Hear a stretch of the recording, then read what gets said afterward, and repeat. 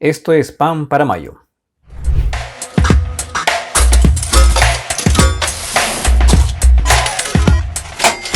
Hola, ¿cómo están todos ustedes? Bienvenidos a Pan para Mayo.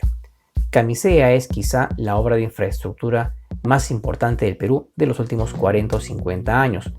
Recordemos que la anglo-holandesa Shell fue la que hizo los primeros descubrimientos de este yacimiento de gas ubicado en la selva del Cusco, más o menos en los años 80, y fue en aquel entonces que se llegó a un primer acuerdo con el gobierno peruano de aquel entonces para ver qué posibilidades había para que se pueda explotar este gas tan importante para todos.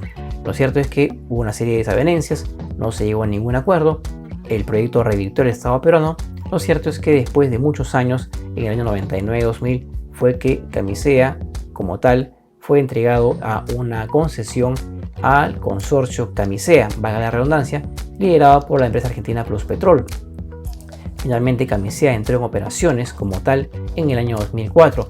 Recordemos aquí la imagen en que estaba Alejandro Toledo en la zona de Malvinas, donde está ubicado estos pozos de Camisea, abriendo esta compuerta, esta válvula, ¿no es cierto?, para que se libere el gas, para que llegue finalmente a todos los peruanos.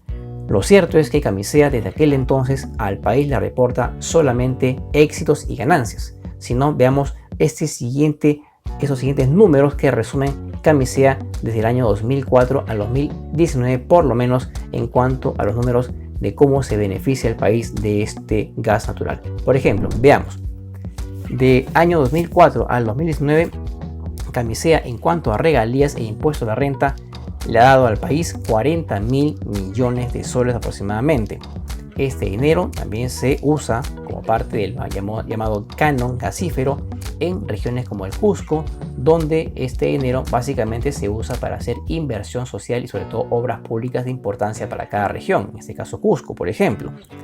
También es importante decir lo siguiente: el 37% de la electricidad que consumimos en todo el Perú se genera en base al gas de Camisea, en base a esta energía que es generada por Camisea para finalmente lograr con ello electricidad.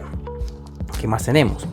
También tenemos que este gas ha permitido que los peruanos ahorremos alrededor de 77.000 millones de dólares en electricidad, y eso es importante destacarlo.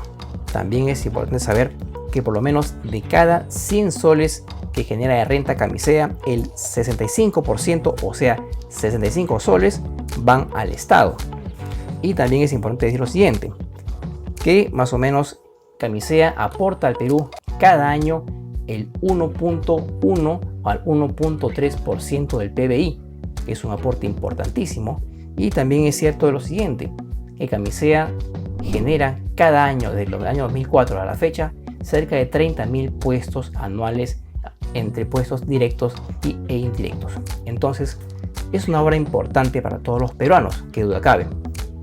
El tema de la discusión es cómo lograr que el gas se masifique, y esto requiere obviamente inversión privada, porque el Estado no podría hacerlo solo. Por tanto, se requiere que el Estado y el privado se sienten a conversar para ver de qué manera se distribuye mejor este gas y sobre todo cómo hacer para que el mismo llegue a todos los peruanos, y sobre todo que esto permita que el cambio energético se dé en el país, que pasemos del uso del petróleo a combustibles limpios como el gas natural, y que de este gas se puedan hacer otros subproductos.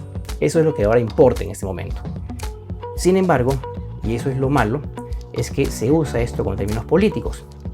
De hecho, Camisea estuvo en la agenda política de las últimas elecciones presidenciales, y obviamente ahora el tema pasa ya a un terreno mucho más complicado cuando se habla el fin de semana, en la víspera, se habla de la posibilidad de que el Estado pueda capturar Camisea y los campos de Camisea si es que la empresa, en este caso el consorcio, no llega a un acuerdo de renegociación del contrato con el actual gobierno de Pedro Castillo.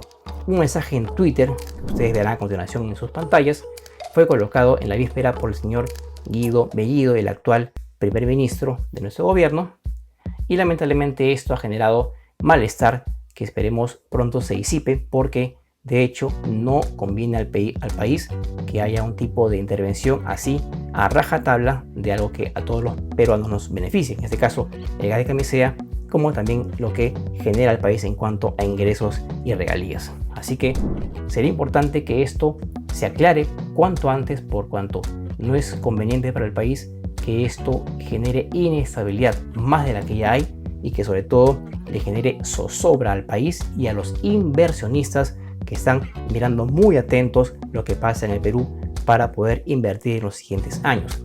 Si no hay ninguna garantía ni no hay ningún tipo de respeto a la propiedad privada y sobre todo a las inversiones, entonces ¿de qué estamos hablando?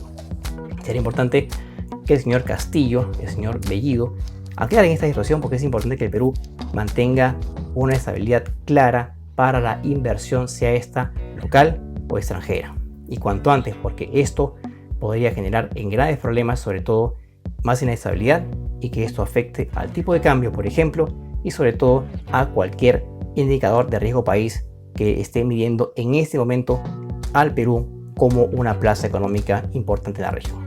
Así que cuanto antes hay que aclarar este tema, porque si no vamos a ir de mal en peor.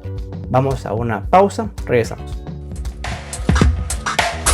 Hay un informe del banco de inversión Credit Suisse acerca de cómo se ha estado moviendo los niveles patrimoniales de las familias y las personas durante este último año y medio de la pandemia frente al año 2019.